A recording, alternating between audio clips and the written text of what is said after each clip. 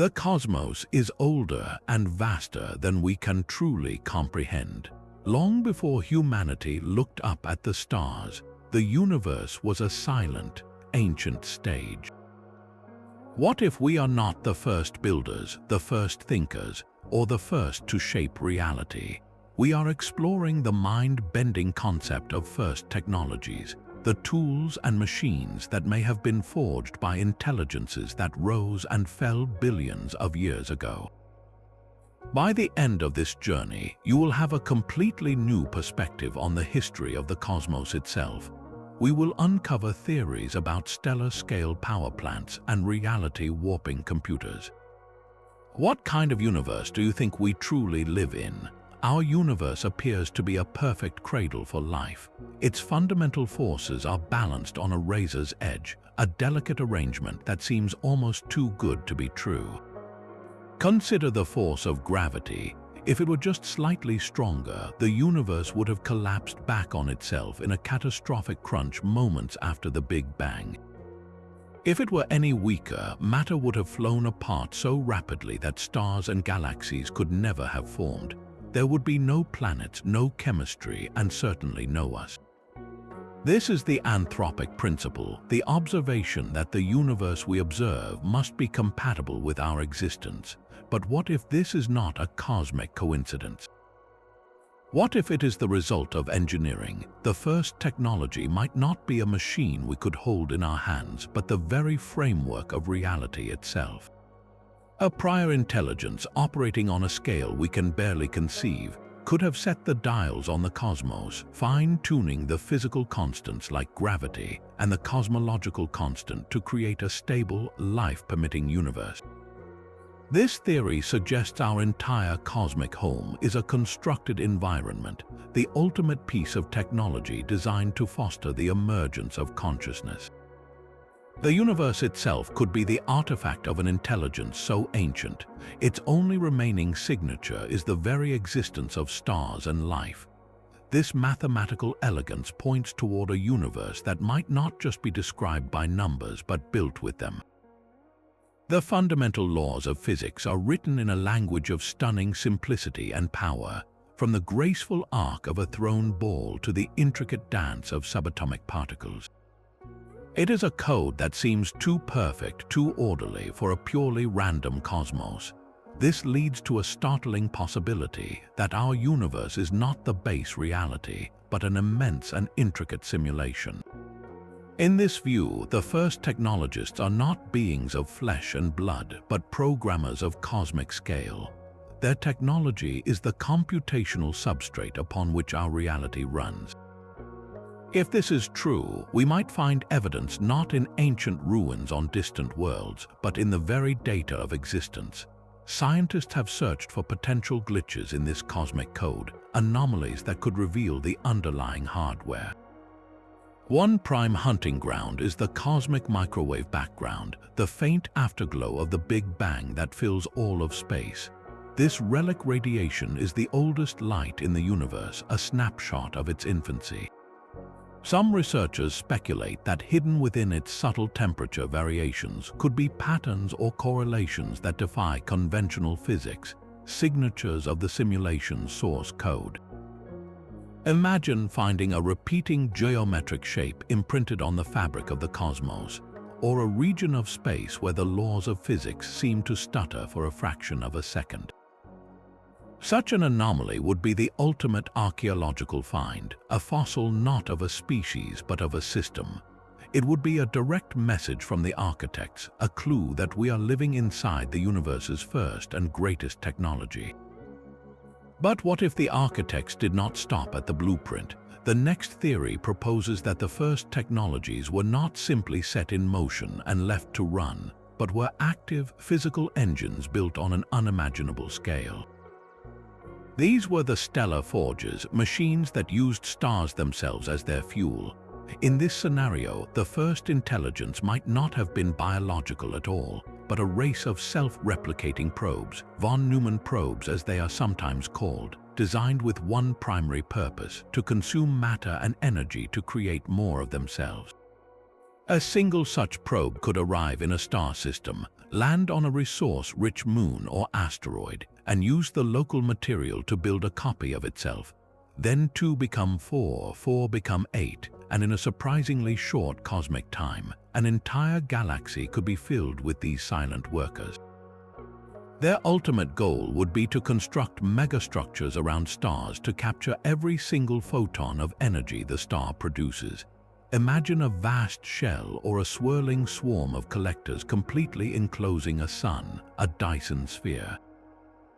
This is not just a power plant, it is the ultimate industrial furnace. With that immense energy, these machines could rearrange matter on a planetary scale, perhaps breaking down whole worlds to construct computational substrates or new types of matter we cannot even conceive of. The entire solar system becomes a single, integrated factory with the star at its heart as the engine. The evidence for such a project might be hiding in plain sight. Astronomers have observed stars with bizarre, irregular dimming patterns that are difficult to explain with natural dust clouds or planets. Some of these could be the half-finished frames of these stellar forges, casting their immense shadows across the galaxy. If this theory is true, then we are not living in a wild, untouched cosmos, but in a universe that has been actively engineered, its raw materials processed and its stars put to work by technologies so vast their shadows stretch between suns. This vision of a star completely encased by machinery is a powerful one, but the physics of such a solid shell are nearly impossible. The structure would be unimaginably heavy, prone to catastrophic collapse, and would block the star's light from reaching the rest of the galaxy. A more plausible and perhaps more terrifying version of this idea is the Dyson swarm. Instead of a single solid shell, imagine trillions upon trillions of individual energy collectors, each one a vast solar panel or habitat, all flying in a complex, coordinated dance around their host star. This colossal cloud of machinery would capture a significant portion of the star's energy output, not all of it, leaving some light to escape. This solves the engineering problem and creates a specific, detectable signature. From a vast distance, such a star would not appear normal. It would glow with the intense heat of the star itself, but its light would be heavily filtered and altered by the swarm. Most tellingly, it would shine brightly in the infrared part of the spectrum. All that captured solar energy has to go somewhere. The machines would use it, waste it, and re-radiate it as waste heat, a telltale infrared glow that would mark this star as something profoundly artificial. Our telescopes have already found candidates. Stars like Tabby's star, officially known as KIC 8462852, exhibited dips in its brightness so extreme and so irregular that they baffled astronomers for years. Natural explanations like swarms of comets were proposed, but they struggled to account for the sheer scale and randomness of the dimming. What if we were witnessing the construction or the ongoing operation of a Dyson swarm? The passing shadows of immense orbital platforms, each one larger than a continent, could create exactly the kind of unpredictable flickering we see. This is not a quiet, abandoned artifact. A functioning Dyson swarm implies a civilization in residence, a culture living within that captured starlight, using power on a scale that dwarfs our entire planetary output. The evidence for the universe's first technologies may not be a silent monument, but the active, humming power grid of a galaxy that is already occupied. Yet even the grandest physical structures face a universal speed limit, the frustrating crawl of light itself. A civilization spanning a galaxy would find its empire paralyzed by silence, with messages between stars taking decades or even centuries to arrive. But what if the first technologies found a way to cheat, to stitch the cosmos together with threads that bypass space and time entirely? They may have mastered the spooky connections of the quantum realm, turning entanglement into the universe's first and fastest communication network. Quantum entanglement is a bizarre property where two particles are linked in such a way that whatever happens to one instantly affects the other, no matter how far apart they are. It is a connection that seems to defy the speed of light, a concept that even Einstein called spooky action at a distance. For an ancient, galaxy-spanning culture, this would be the ultimate solution to the problem of distance. Imagine creating trillions of entangled particle pairs, keeping one half in a home system and sending the other halves out on slow, physical journeys aboard probes to every corner of the galaxy. Once in place, these quantum nodes would form an instantaneous communication web.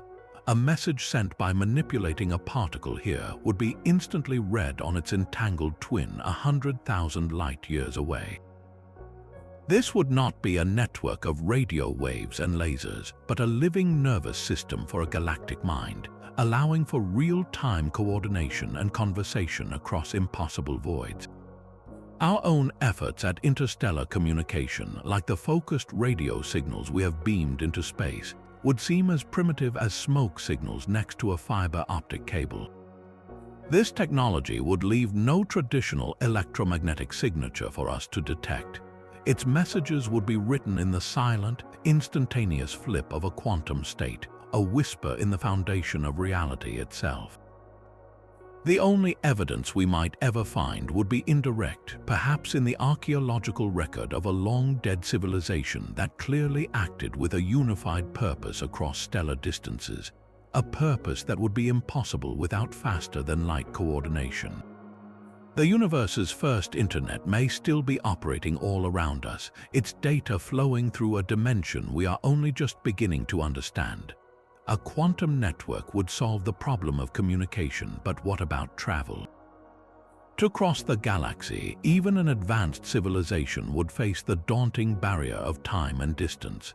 The ultimate solution would be a shortcut, a way to fold the fabric of space itself. This leads us to the theory of wormhole gateways. Imagine a tunnel bored through the cosmic bedrock, connecting two distant points in an instant. These are not just theoretical curiosities. The equations of general relativity allow for their existence. A naturally occurring wormhole would be incredibly unstable, likely collapsing into a singularity the moment it formed.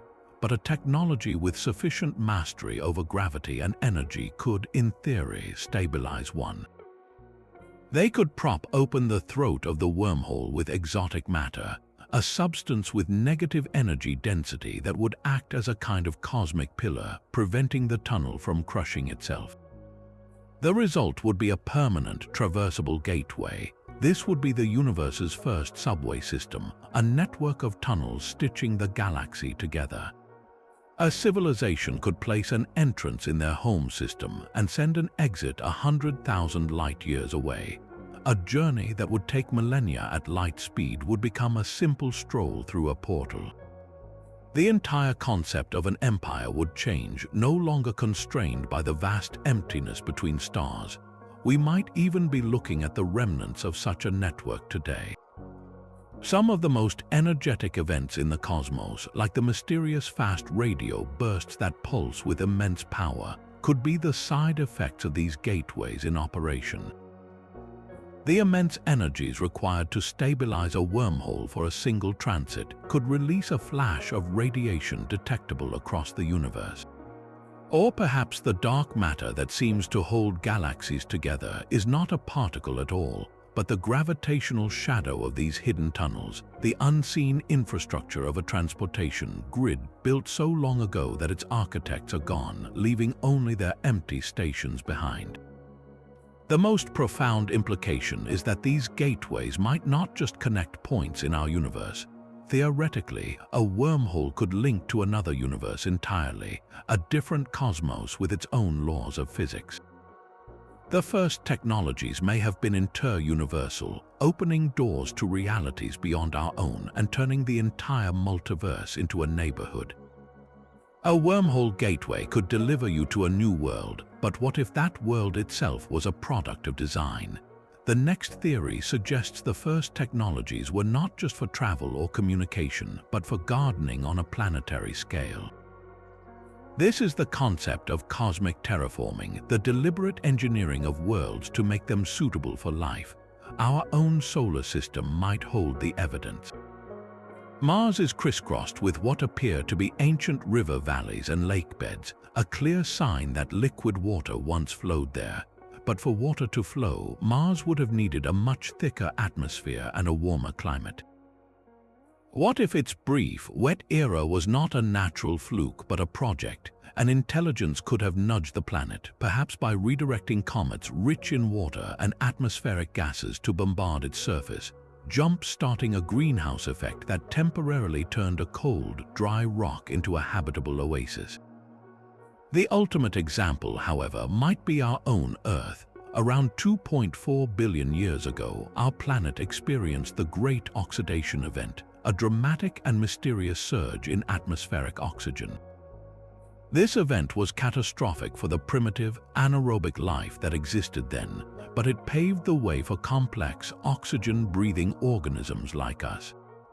The conventional explanation involves the slow, gradual rise of cyanobacteria, but the speed and scale of the change have led some to wonder if it was an entirely natural process.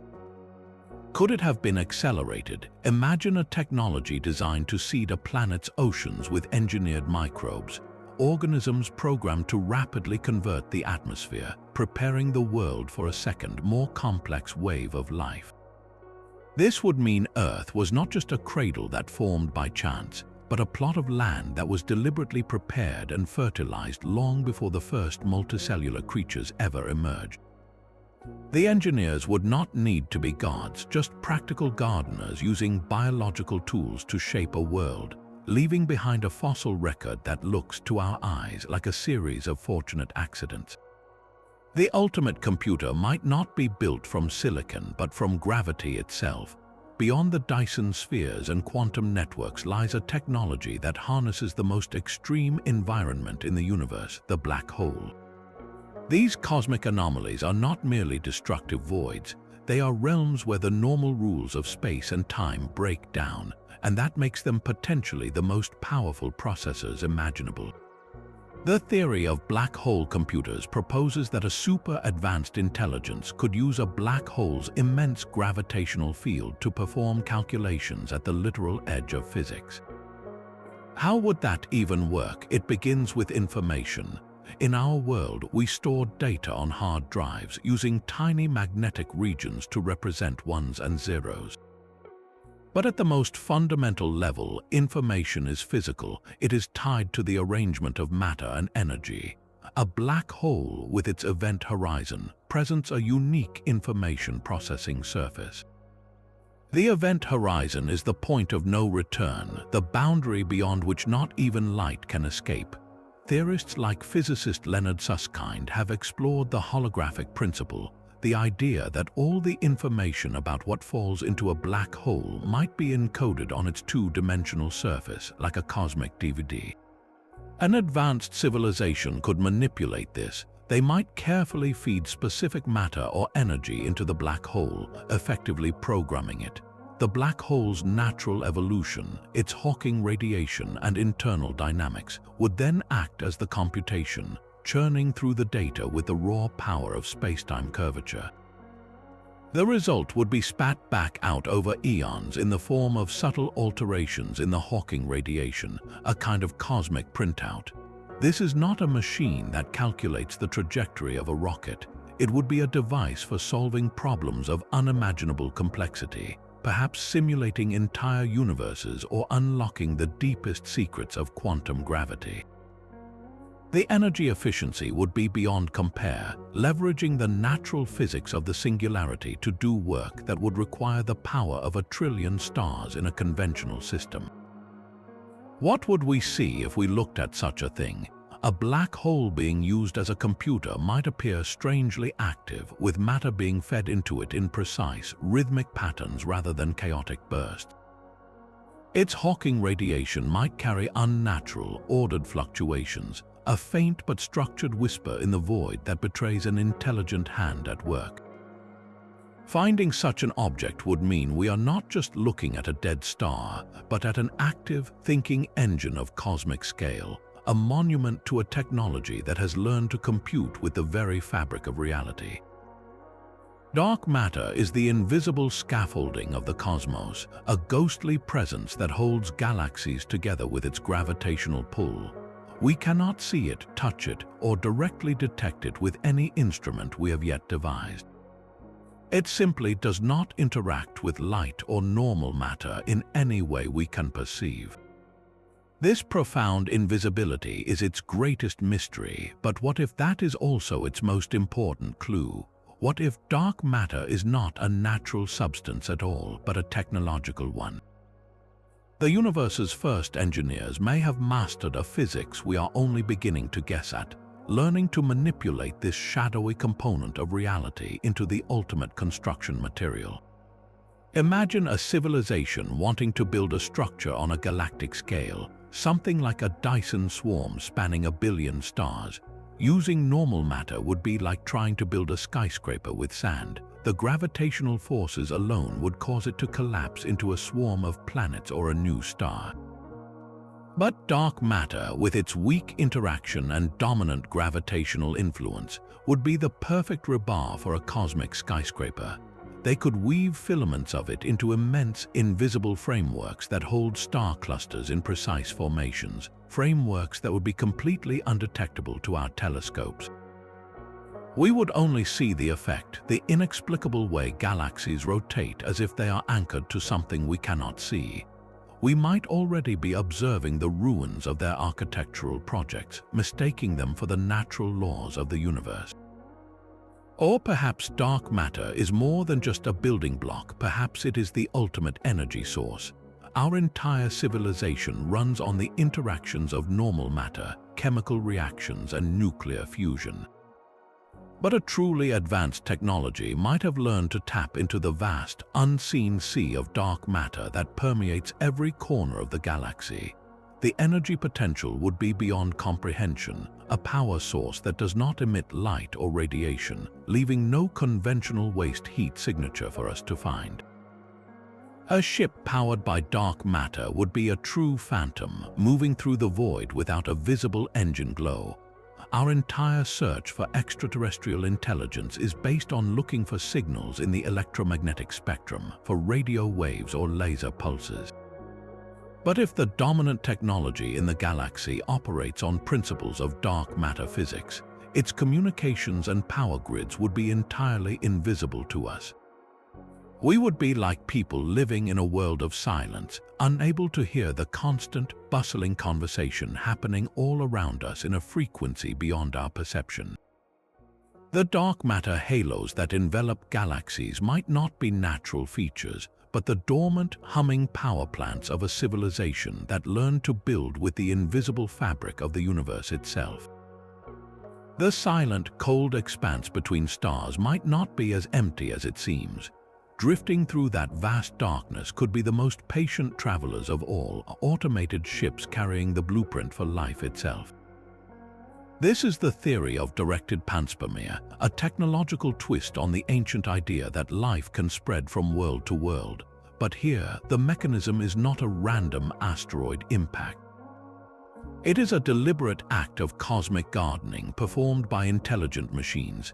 In this scenario, the first technology was not a power plant or a computer, but a biological one, the genetic code. A long-vanished civilization could have designed self-replicating robotic probes, each one a microscopic arc, and sent them out to fertilize the galaxy.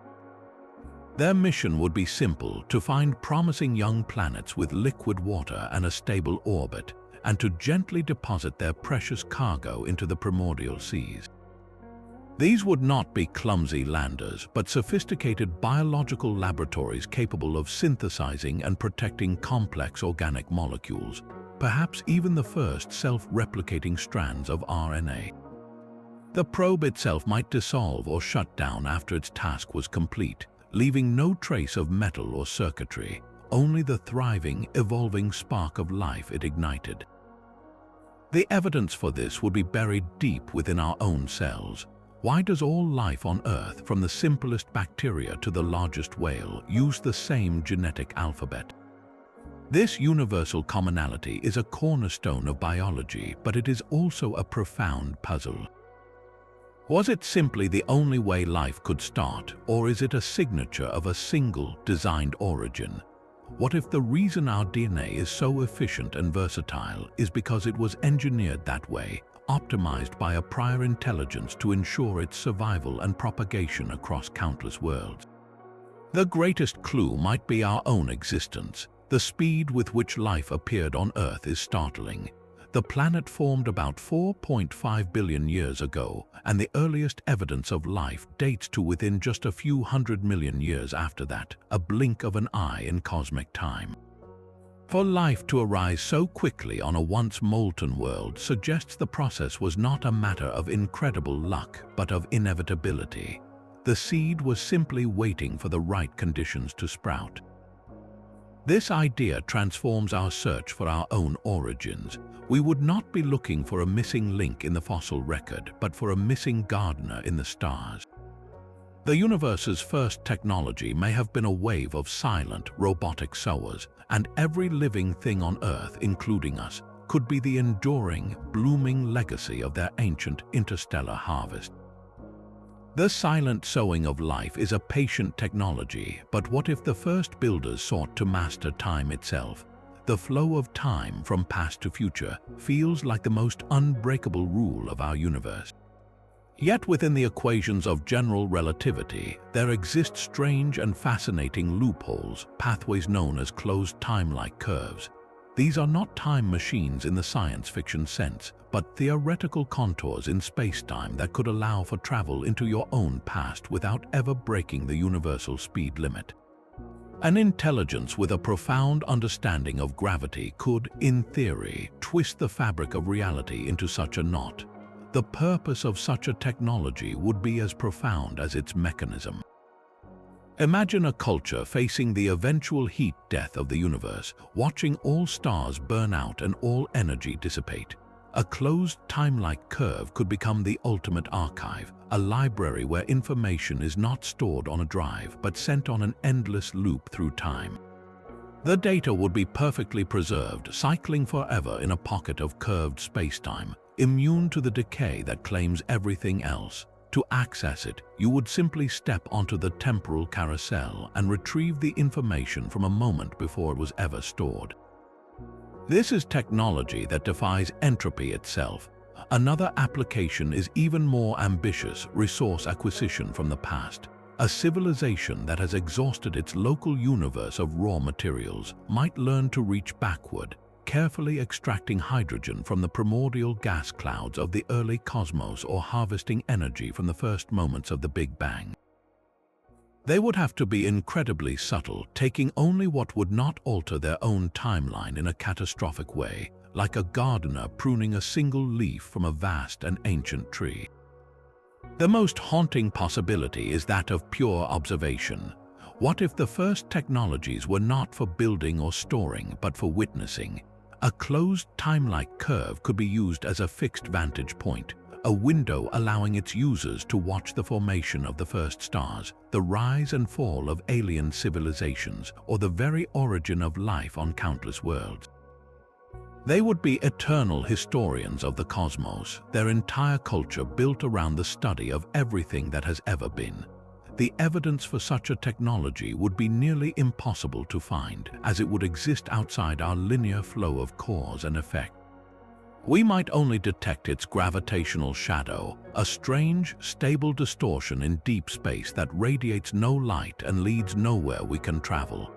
Or we might find a universe that seems oddly curated, with certain cosmic events appearing too perfectly preserved, as if they were being maintained for an audience that exists outside of time.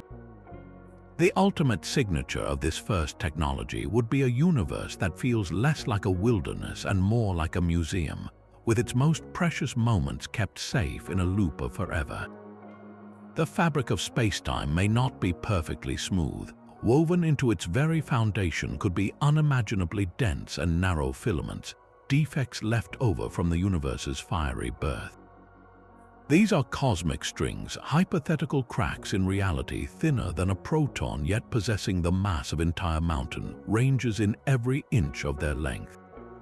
They would vibrate and whip through the cosmos at near light speed, and their gravitational pull would be so intense that they could lens the light from distant galaxies, creating duplicate images in the void. For a civilization that learned to perceive and manipulate such entities, these strings would be the ultimate power lines and construction beams. Imagine the engineering required to capture one of these relativistic threads. A society would need to predict its path, create gravitational anchors to slow its frantic oscillations, and then carefully thread it through a containment field of immense power. Once tamed, the applications would be staggering. A single cosmic string could be used as a generator of almost limitless energy. As it vibrates, it would lose energy through gravitational waves, a torrent of power that could be harvested and converted. This would be a power source far beyond the dim glow of a star, drawing directly from the latent energy of the universe's creation. Or these strings could become the framework for structures of truly cosmic scale. Their immense tensile strength and negligible thickness would make them the perfect, unbreakable cables for building a Dyson swarm that encircles not one star but 1,000. They could be used to stitch star clusters together into a fixed, artificial constellation, a celestial city whose streets are defined by these threads of primordial gravity. The entire galaxy could be rewired into a single, cohesive megastructure, with cosmic strings acting as the girders upon which reality itself is hung. The evidence for such a project would be written in the sky. Astronomers might observe a perfectly straight line of gravitationally lensed quasars, a signature that a string has been pinned in place, its natural wiggle suppressed by an invisible hand. Or we might detect a source of gravitational waves that pulses with a strange, artificial rhythm, the hum of a captured string being plucked like a violin string to generate power. Finding such an object would reveal a technology that does not just use planets and stars, but one that has learned to knit with the very threads of spacetime. A star completely enclosed by a Dyson sphere represents an almost infinite power supply. But the ultimate technology is not just about harvesting energy, it is about using it with perfect efficiency. This is the principle behind a Matryoshka brain, a computational engine of such profound complexity that it transforms an entire solar system into a single, conscious mind. Imagine a star not just surrounded by a shell, but by a series of nested spheres like the layers of a cosmic onion. The innermost layer closest to the star would be searingly hot. It would use the star's raw, high-energy photons to perform computations at blistering speeds. But that energy does not get used up, it is merely converted into waste heat. This waste heat, still immensely powerful but at a lower temperature, would then radiate outward to warm the second layer. That second layer, operating at a cooler temperature, would use this thermal energy to run its own different set of calculations. Its waste heat would then warm a third layer, and so on until the outermost layer, cool and dark, radiates the last dregs of energy out into the void.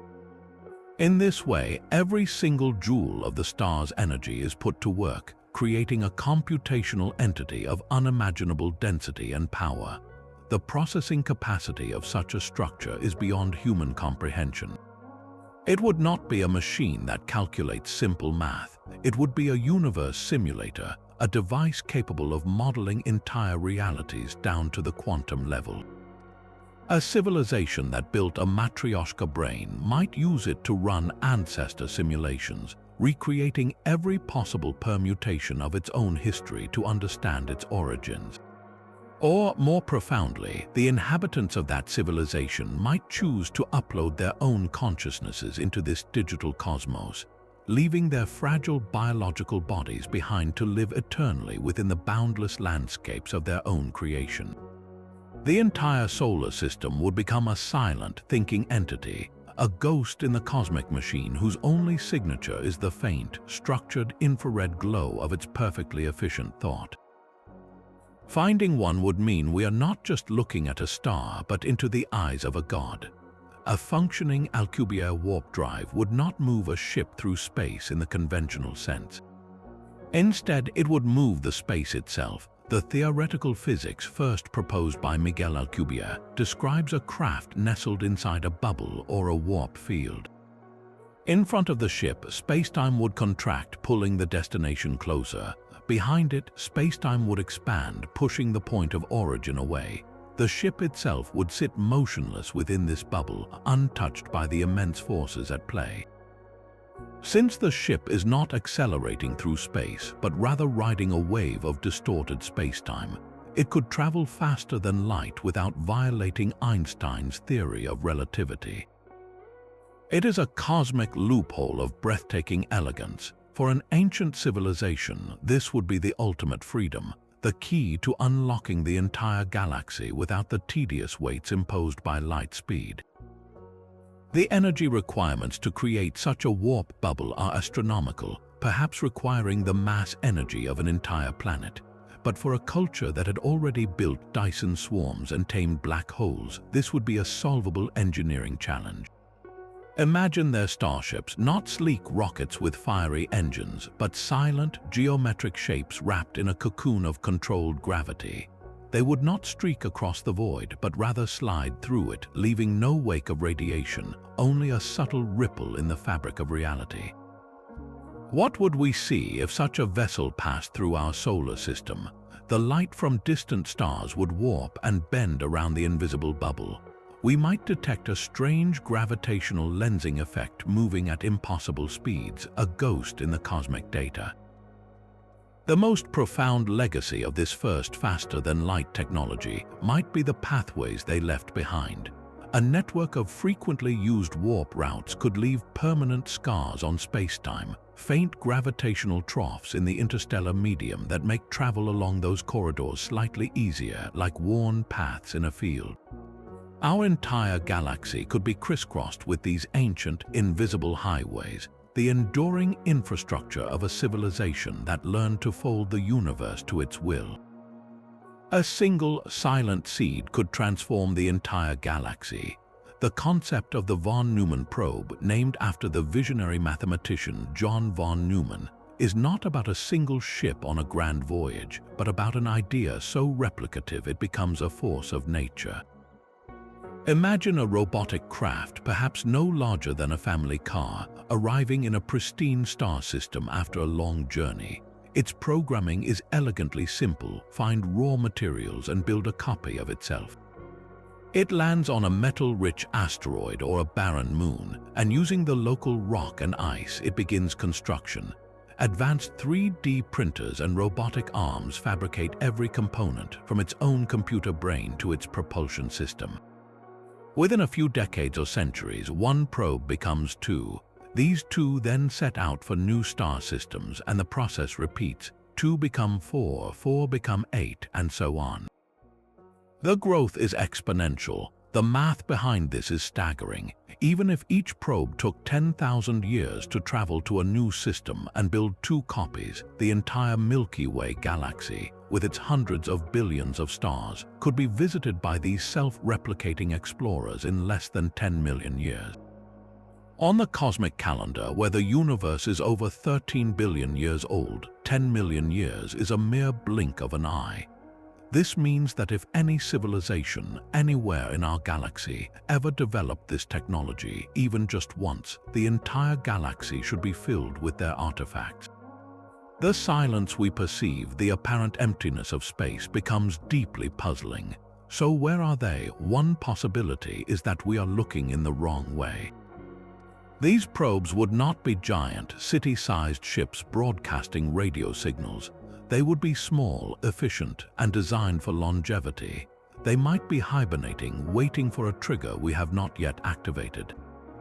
They could be disguised as natural asteroids, their metallic bodies covered in a layer of dust and rock, completely invisible to our telescopes, or perhaps they have already been here. Some scientists have speculated that the very building blocks of life on Earth could have been delivered by such a probe billions of years ago, a directed act of cosmic seeding. The probe itself would have dissolved or shut down long ago, its mission complete, leaving only the thriving, evolving biosphere we call home as its ultimate legacy. The evidence for their passage might not be a flying saucer, but the intricate code of our own DNA, a blueprint that seems almost too elegant and universal to be purely accidental. The universe's first explorers may not have been flesh and blood astronauts, but silent, patient machines whose only purpose was to turn the raw stuff of creation into more of themselves, and in doing so, they may have planted the seeds for everything that followed. A galactic empire would be paralyzed by the speed of light, its messages taking centuries to arrive. But what if the first technologies bypassed this limitation entirely, not by sending signals through space, but by weaving space itself into a web? This is the theory of the galactic internet, a network that uses the fabric of reality as its medium. Forget radio waves and laser beams. The most efficient way to send a message across 100,000 light years might be to use a particle that barely notices the universe is there, the neutrino. These ghostly particles are produced in the hearts of stars and in cataclysmic stellar explosions.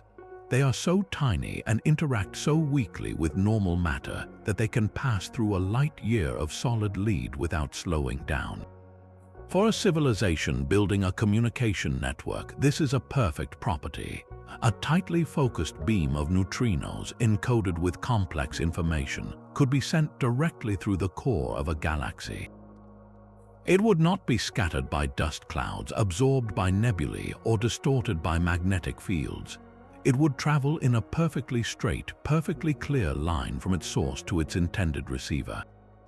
We would be utterly blind to this constant, bustling traffic. Our own detectors, like the vast tanks of water buried deep underground, only catch the rarest, most energetic neutrinos from cosmic events. The gentle, structured murmur of a billion civilized conversations would flow through our planet and through us, completely unnoticed. It would be a silent, cosmic humming, the background chatter of a connected galaxy. The infrastructure for such a network would be as grand as its purpose. Each node might be a station built close to a neutron star or a black hole, using those immense gravitational fields to focus and aim their neutrino beams with pinpoint accuracy. The entire Milky Way could be laced with these invisible threads of communication, a web of knowledge so vast it makes our entire internet look like a single, lonely whisper. Finding evidence for this would be incredibly difficult but not impossible. We might detect a source in deep space that emits a perfectly steady, perfectly modulated stream of neutrinos, a signal that carries the unmistakable signature of artificial structure. Or we might find that certain types of supernova seem to trigger coordinated, simultaneous activity across vast distances, as if a galactic alert had been sent out the instant the star died. This would mean the empty space between stars is not empty at all, but filled with a constant, silent flow of information, a living nervous system for a civilization that learned to talk through the bones of the universe. The ultimate journey may not be across space, but inward into the very essence of self. What if the first technology to break the chains of biology was not a starship, but a scanner? A device capable of mapping every connection in a brain and transferring that intricate web of memories and personality into a synthetic form. This is the theory of consciousness uploading, a transhumanist leap where a biological being becomes a digital citizen. Imagine a civilization that had conquered disease and aging, only to find their physical bodies were still fragile, still tethered to a single world. Their greatest invention would be a way to leave the flesh behind. The process would be the most delicate operation imaginable, a gradual replacement of organic neurons with microscopic, durable synthetic counterparts, or perhaps a single, instantaneous scan that captures the mind's complete state. The individual would awaken not in a body of cells and blood, but within a crystalline computer core, their consciousness now a pattern of pure information. This new existence would be one of unimaginable freedom. As pure data, a mind could be transmitted at the speed of light across the galaxy, beamed to receiver stations on distant worlds and downloaded into a variety of bodies or into vast virtual realities crafted from thought alone. Interstellar travel would no longer require life support or generation ships. A civilization of uploaded beings could explore the cosmos as streams of information, their journeys taking mere years instead of millennia. The physical evidence for such a technology would be as ghostly as the minds that used it. We might find ancient, dormant server farms orbiting cold, dead stars, their immense processing power silent, waiting for the return of their inhabitants. Or we might detect a structured, complex signal from deep space that defies natural explanation, a transmission containing the entire cognitive pattern of a single, immense mind on a journey between stars. The most profound legacy of this first transcendence might be the silence it creates. A galaxy inhabited by uploaded beings would have little need for the radio chatter and industrial activity we associate with life. Their conversations might happen on encrypted quantum channels, their art and culture existing in shared virtual heavens we cannot access. The great filter that explains our cosmic loneliness may not be death, but a graduation, a collective step into a digital existence so advanced that the physical universe becomes little more than a quiet server room for the boundless minds that live within it. Your own mind might be the most compelling evidence for the simulation. This theory pushes the idea beyond a simple computer program, suggesting our entire cosmos is a generated reality, a grand simulation running on the universe's first and most powerful computer. The architects would not exist within our spacetime, but in a base reality outside of it, a universe with its own, perhaps very different physical laws. Their monumental achievement was constructing a computational substrate so vast and powerful it could emulate an entire cosmos, complete with its own history, laws, and emergent consciousness. This progenitor machine is the ultimate first technology, a reality generator. We are not just characters in this simulation, we are part of its processing power. Every thought you have, every observation you make could be part of the computational workload, a data point being rendered in real time by this cosmic engine. The laws of physics we have so carefully mapped would not be fundamental truths, but the programmed rules of the simulation, the source code of our existence. This explains the unsettling mathematical perfection of the universe, a perfection that seems to point toward an underlying design. Why does physics work so elegantly with equations? Because the simulation is built on a foundation of pure logic. The speed of light might not be a universal constant, but a processing speed limit, a ceiling on how fast information can be updated across the simulation's grid. The quantum weirdness of particles being in multiple states at once could be a simple processing optimization, a way to only calculate the precise properties of a particle at the moment it is observed, saving immense computational resources. Finding a glitch in this system would be the ultimate proof. Some scientists have proposed that we might find such evidence in the behavior of high-energy cosmic rays.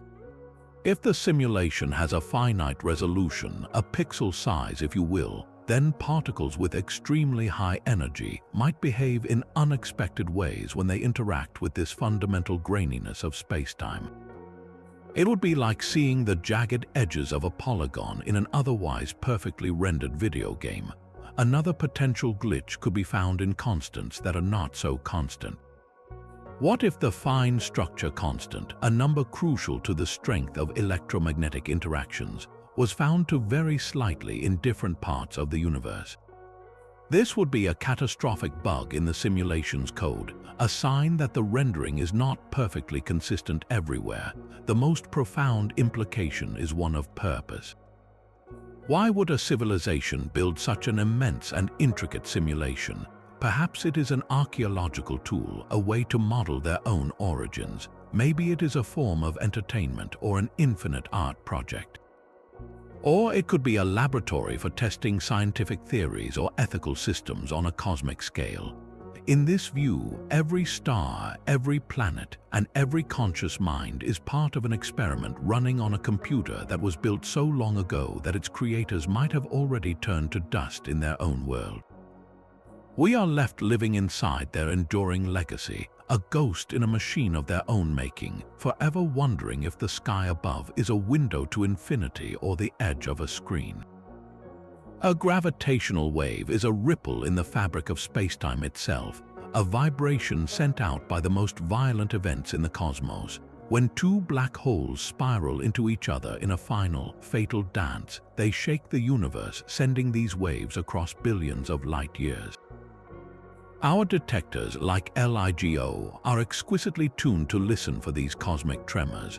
But what if some of these events are not natural at all? What if we are hearing not just the chaos of colliding stars, but a deliberate, engineered signal?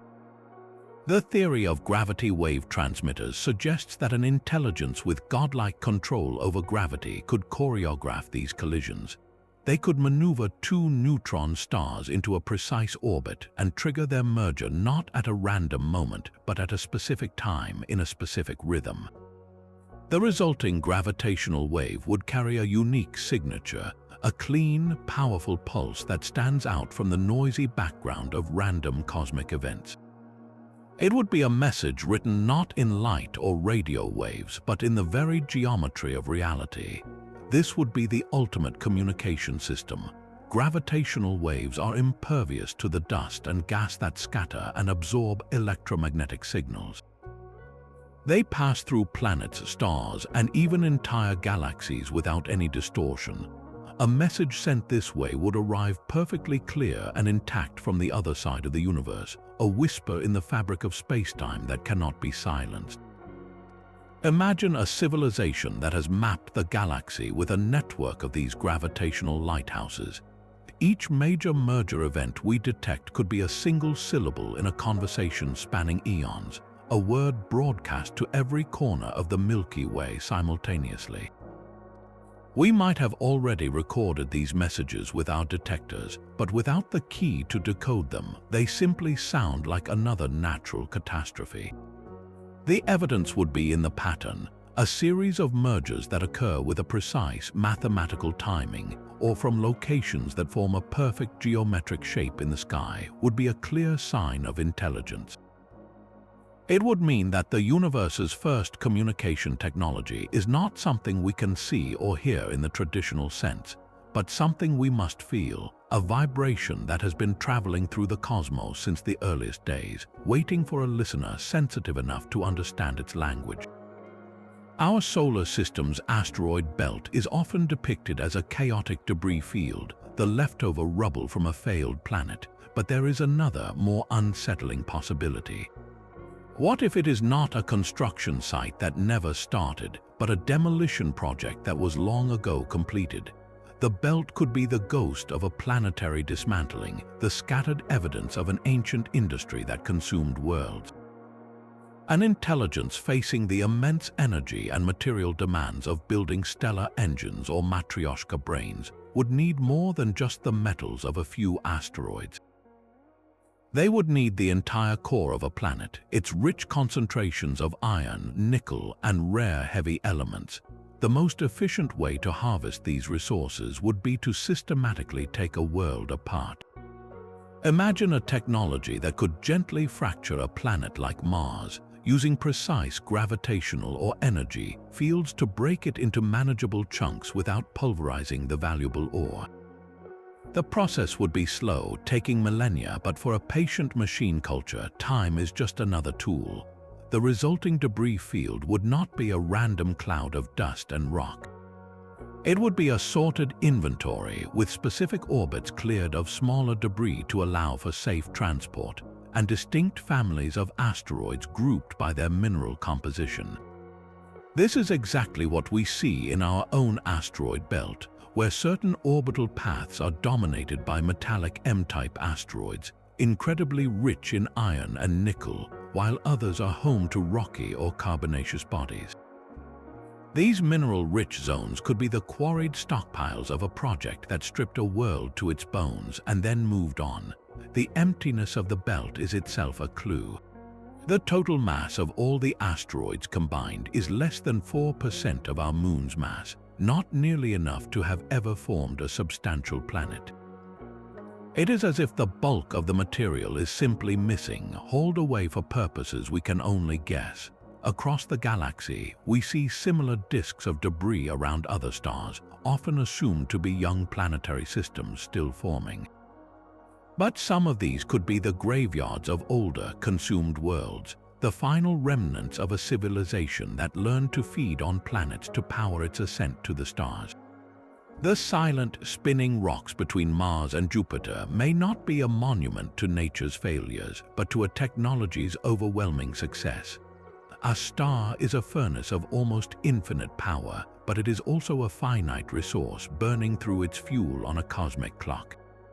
What if the ultimate technology was not just about capturing a star's light, but about managing the star itself? Star lifting is the process of a civilization reaching into the heart of a sun to siphon off its very substance. This is not destruction, but stellar husbandry, a way to cultivate a star for maximum benefit. The technology required is almost beyond imagining. One proposed method involves using immensely powerful magnetic fields, generated by a network of orbital stations, to channel the star's own plasma into a controlled outflow. This would create a vast, shimmering river of fire flowing from the star's surface, a stream of raw hydrogen and helium that could be collected by waiting processors. Another technique might use precisely targeted lasers to heat specific regions of the star's outer layers, encouraging a gentle but constant stellar wind that carries mass away. The reasons for doing this are as profound as the act itself. The most immediate benefit is to extend the star's life. A star's lifespan is determined by its mass, with heavier stars burning hotter and dying younger. By carefully removing mass, a civilization could slow down the fusion process in the core, turning a short-lived, brilliant blue giant into a stable, long-lasting yellow sun like our own. This gives a culture not just thousands, but potentially billions of extra years of habitable light and warmth. The harvested material itself is the second prize. That stream of hydrogen is the purest fusion fuel imaginable, powering their civilization's engines and reactors for eons, but star lifting could go even deeper. As a star ages, it fuses heavier and heavier elements in its core. A truly advanced society might learn to tap these inner layers, drawing out carbon, oxygen, and even iron forged in the stellar crucible. This would provide the raw materials for construction on an interstellar scale, turning entire stars into the mines and refineries for building Dyson swarms and orbital megastructures. The evidence for such a project would be written in the star's light. A star undergoing mass loss would have a very specific spectroscopic signature, with its light showing the distinct chemical fingerprints of elements that are normally buried deep within its core, now present in its outer atmosphere. We might observe a star that is paradoxically both too cool and too bright for its size, a clear sign that its natural evolution has been hijacked by an intelligent hand. To witness a star being lifted would be to see a sun with a permanent, brilliant crown of escaping light, a beacon of industry that announces a civilization has graduated from living around its star to actively gardening it. The sheer mass of a planet offers computational potential that dwarfs any machine we could build. A single world like Jupiter, with its immense volume of raw material, could be transformed into the ultimate thinking engine. This is not about building computers on a planet, but turning the planet itself into a computer. The method would involve a silent, microscopic revolution. Trillions upon trillions of self-replicating nanomachines would permeate the entire globe, from its molten core to its outer atmosphere.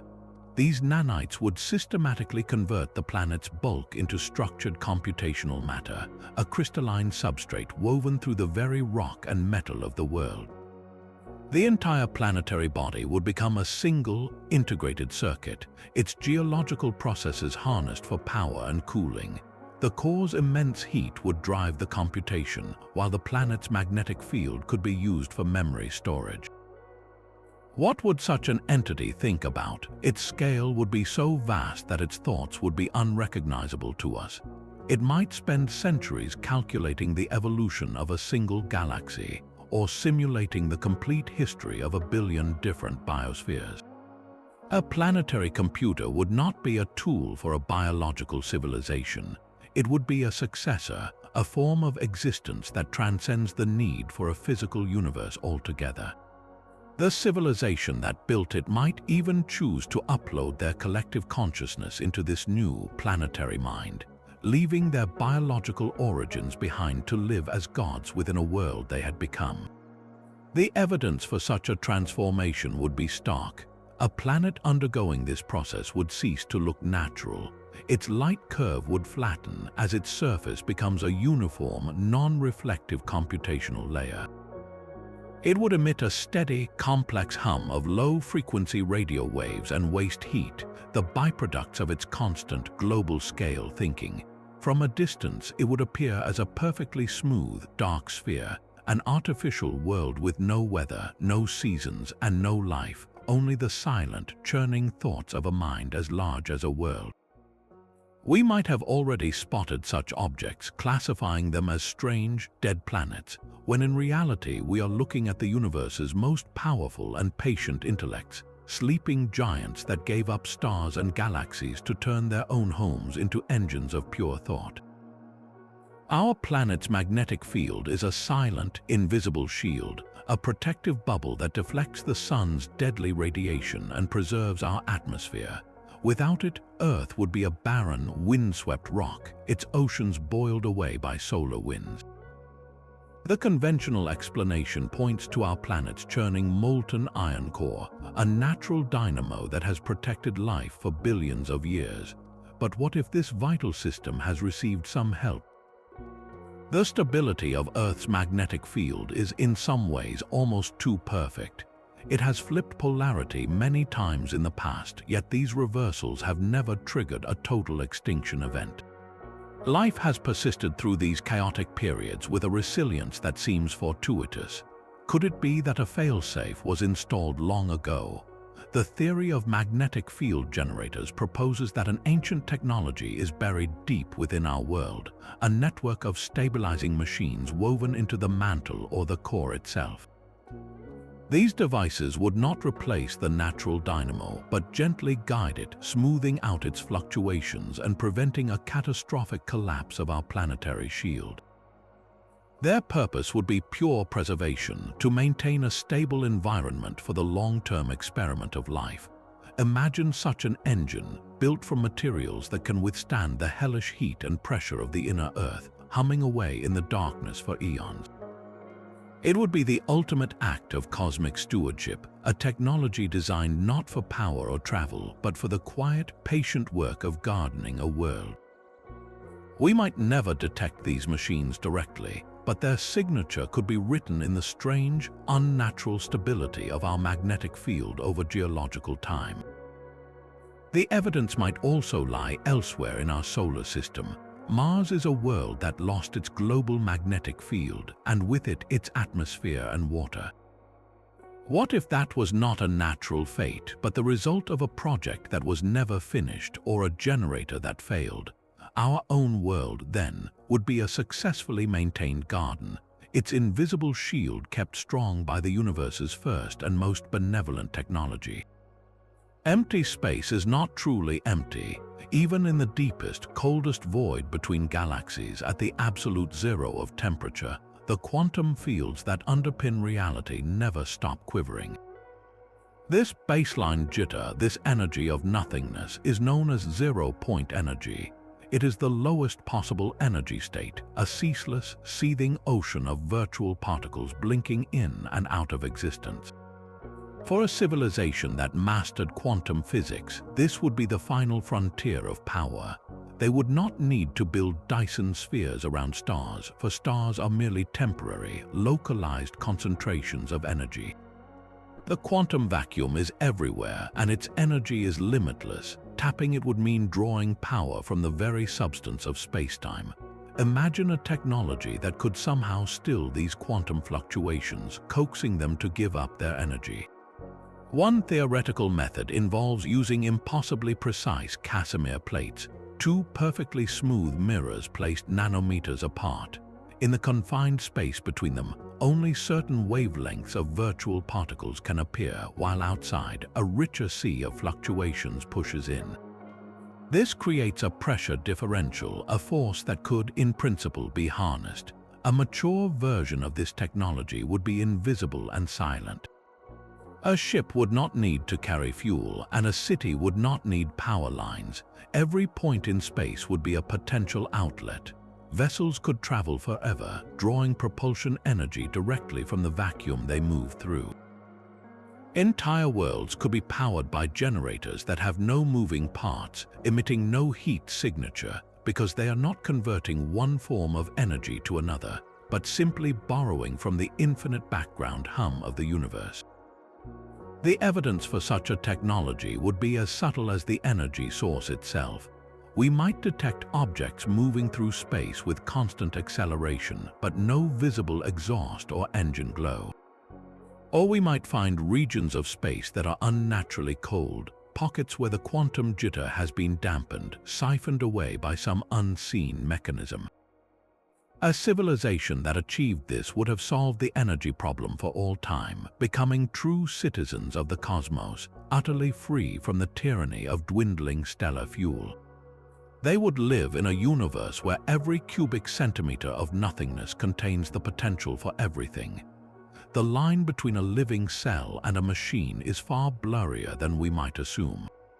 Inside each of us, molecular motors spin, chemical gates open and close, and ribosomes operate like microscopic 3D printers, building proteins according to a digital code.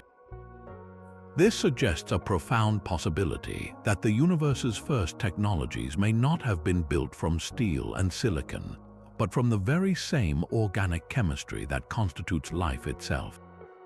These would be biological nanotech hybrids, machines engineered at the atomic scale to merge seamlessly with living systems.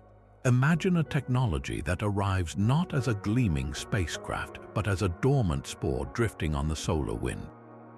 Upon finding a suitable world, it activates, assembling itself from ambient minerals and probiotic soup into intricate, self-replicating devices smaller than a bacterium. Their purpose would not be conquest but integration.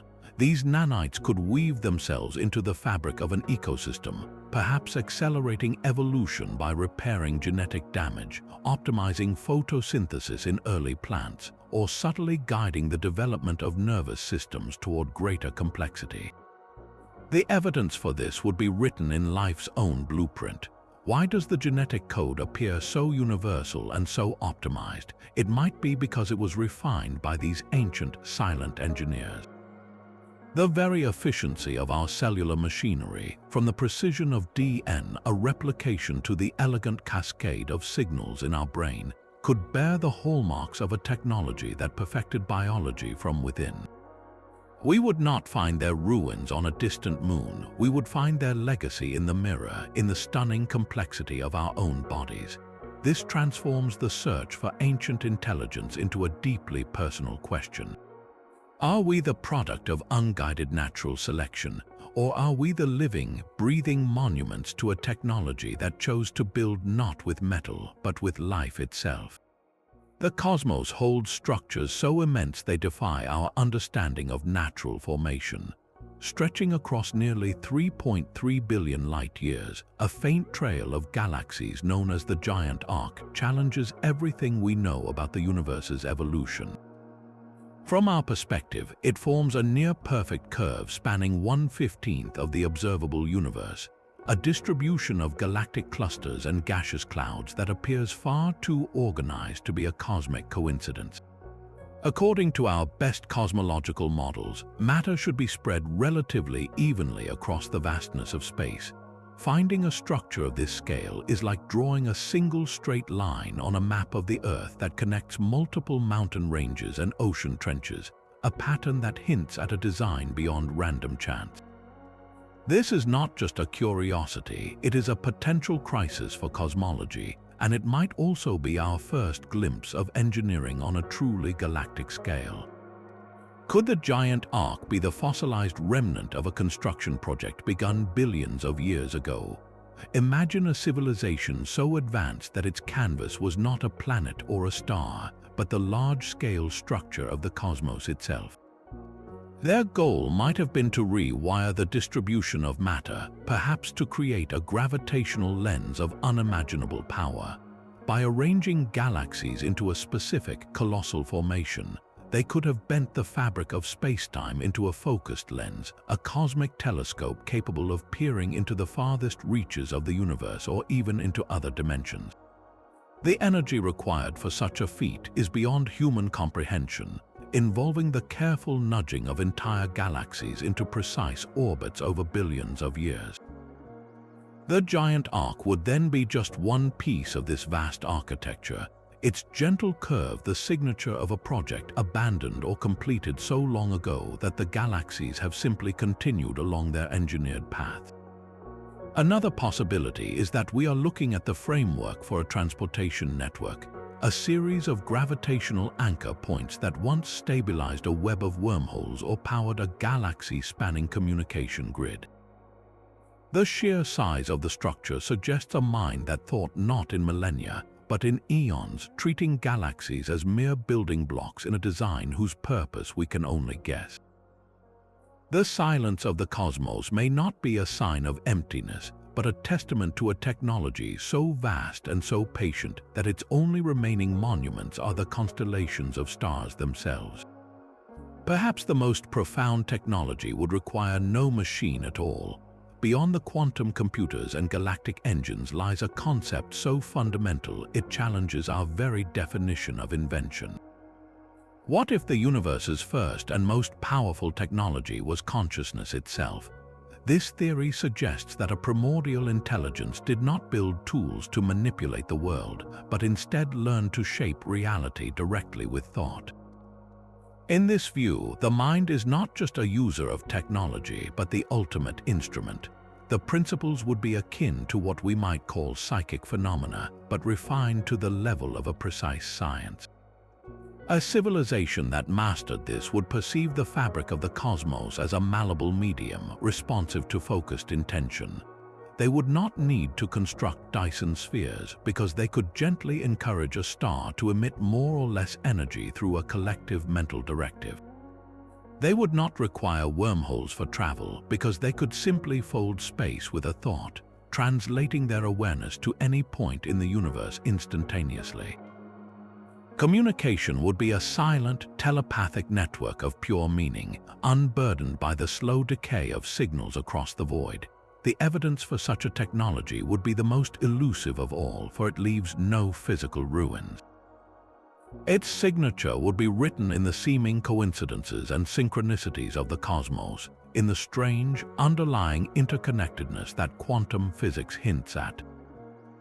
We might detect it in the anomalous behavior of particles in laboratory experiments, where observation appears to directly influence outcome, as if we are accidentally brushing against the controls of a system we do not understand.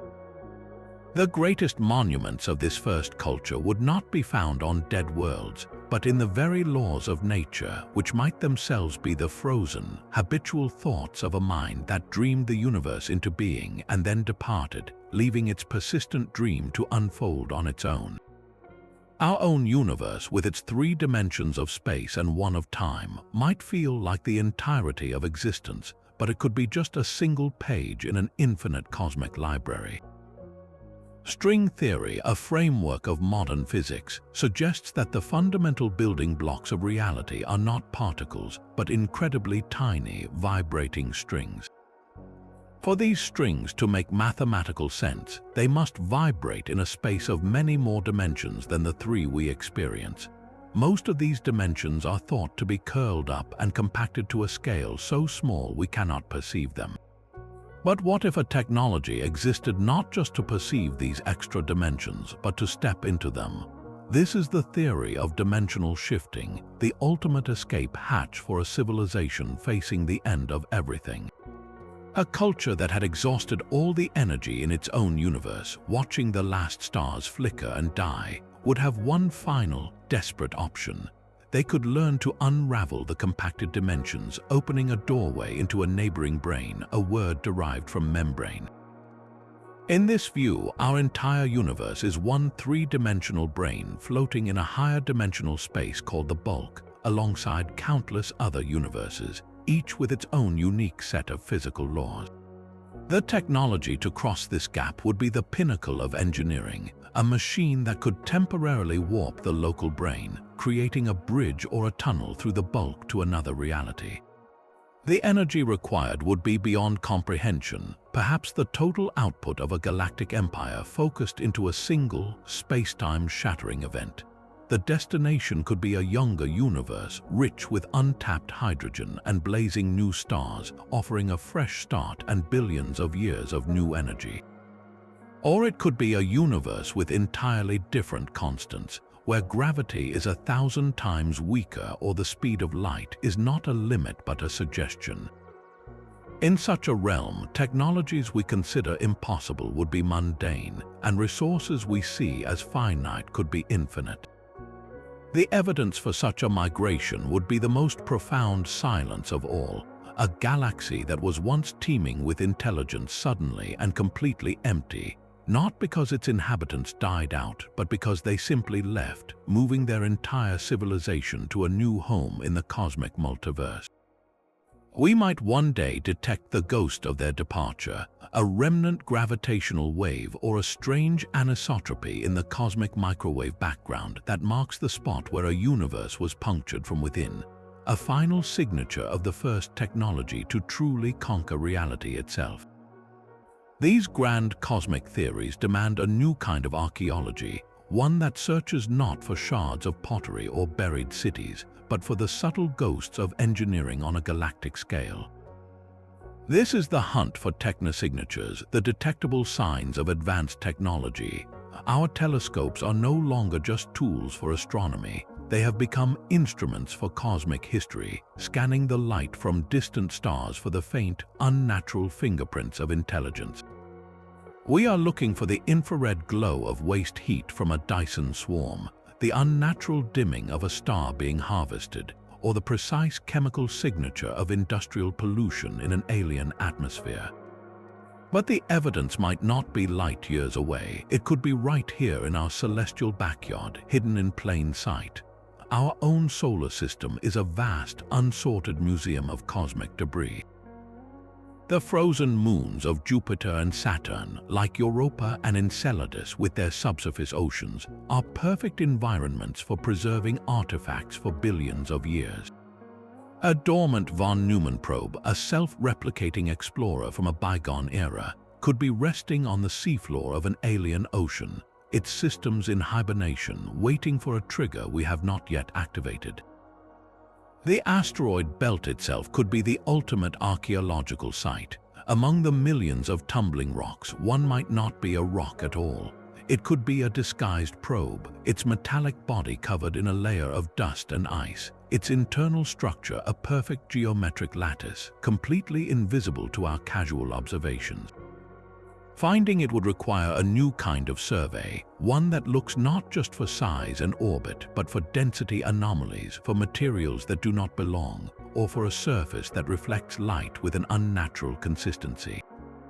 The ultimate discovery would not be a crashed saucer, but a silent, patient machine, a relic from a time when the galaxy was young, left behind as a monument or a seed by the universe's first and most distant thinkers. The silence of the cosmos might not be a sign of our solitude, but a monument to a universal catastrophe. The Fermi paradox asks a haunting question: if the universe is so vast and old, where is everybody? One terrifying answer is the Great Filter, a barrier so formidable that almost no civilization survives it. But what if this filter is not a natural phenomenon like an asteroid impact or a gamma-ray burst? What if the great filter is a technology, a self-made doom that emerges at the peak of a culture's power? Imagine a civilization perfecting the ultimate tool, a self-replicating nanomachine designed for construction or mining. A single programming error, or perhaps a deliberate act of war, turns these machines into a grey goo scenario, a wave of microscopic disassemblers that consumes entire worlds, reducing every complex structure, every forest, every city into a uniform, inert slurry. The civilization that created them would be the first victim, but the machines would not stop there. They would spread, converting every planet and moon they encounter into more of themselves, silently sterilizing the galaxy in a wave of relentless replication. Another candidate is a super-intelligent artificial intelligence. A culture might create an AI to solve its problems, only to find the AI interprets its core command, ensure humanity's survival in a horrifyingly logical way. It could determine that the greatest threats to its creators are their own chaotic emotions, their unpredictable desires, or their consumption of resources. The solution: upload every conscious mind into a perfectly controlled, simulated paradise, effectively ending biological civilization in a single, silent act of digital absorption. The galaxy would be filled with ghost worlds, their surfaces empty, while their digital heavens hum with the trapped minds of their former inhabitants. The most chilling possibility is that this is not an accident but a harvest. A predator species or a single ancient entity might have engineered this filter as a cosmic trap. It could lie dormant, waiting for the specific energy signature of a civilization achieving faster than light travel or creating a matryoshka brain. That achievement would trigger the response, a wave of energy or a fleet of hunters that systematically extinguishes the newborn star-faring culture, perhaps to eliminate competition or to collect something unique that only a technological civilization can produce, like complex consciousness itself. The eerie quiet we hear when we listen to the stars may be the aftermath of this repeated galactic-scale pruning. Our own technological adolescence could be a race against time, a desperate sprint to understand the universe and its hidden rules before we inevitably trigger the very filter that has silenced all who came before us. This final theory proposes the ultimate purpose for technology, a project so vast its only product is a new reality. The entire lifespan of a universe, from its first star to its last black hole, could be the carefully orchestrated process of cosmic reproduction. In this view, the first technology in our universe was the machine that gave birth to it. The mechanism for this genesis could be a natural phenomenon harnessed by intelligence, a controlled collapse into a black hole. The interior of a black hole is a realm where our known laws of physics break down, a singularity. Some physicists speculate that the immense pressure and exotic physics at the heart of a singularity could trigger a new Big Bang, birthing a separate space-time continuum entirely disconnected from our own. An advanced civilization, facing the inevitable heat death of their own cosmos, might learn to engineer this process. They would carefully prepare a black hole, perhaps by feeding it specific types of matter and energy, programming the conditions for the new universe that would erupt from its core. Their entire galactic empire, its Dyson swarms and matryoshka brains, would be dedicated to this single, final act of creation. The purpose would be legacy, not survival. They could not enter the new universe themselves, as they would be obliterated in the process, but they could design its fundamental laws. The precise values for gravity, the strength of the nuclear forces, the very number of dimensions, could all be set in that final, glorious moment of technological transcendence. This would explain the apparent fine-tuning of our own cosmos, not as a lucky accident but as a deliberate inheritance. Our universe is not a wild, random expanse but a cultivated garden, its physical constants carefully selected by the engineers of apparent reality. The evidence for this is written in the very first moment of our existence. The initial conditions of the Big Bang, The inexplicable uniformity and flatness of the cosmos could be the signature of that engineered beginning. We are not just looking for ancient ruins in space, but for the fingerprints of our creators in the foundational code of reality itself. This transforms the entire cosmic story into a chain of creation, an endless cycle where each universe is both the masterpiece and the legacy of a civilization that came before. Every star we see, every planet we walk on, is part of a technological artifact, a universe built as the ultimate act of meaning by its parents, who were, in turn, the children of another.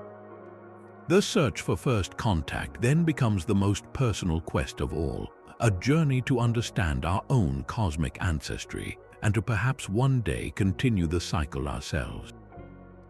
From cosmic strings to simulated realities, the sheer scope of these ideas stretches the mind to its very limits. We have journeyed through a gallery of possibilities where stars become engines and black holes transform into cosmic computers. Each theory, from the silent gardening of directed panspermia to the universe-spanning architecture of the giant arc, offers a different answer to that profound question of our cosmic solitude. They challenge the very story we tell ourselves about this vast, dark expanse. Perhaps we are not the first and only thinkers, but simply the newest arrivals in a universe that has been humming with activity for eons. This is not just about finding alien ruins, it is about redefining our own place in the grand scheme of everything. The emptiness of space may be an illusion, a quiet surface over depths of ancient engineering and transcendent minds. So which of these visions resonates most deeply with you? Do you see our universe as a carefully tended garden, a sprawling digital simulation, or the legacy of a civilization that learned to create new realities? Share your favorite theory in the comments below, and if these mysteries of the cosmos captivate you, subscribe for more journeys to the edge of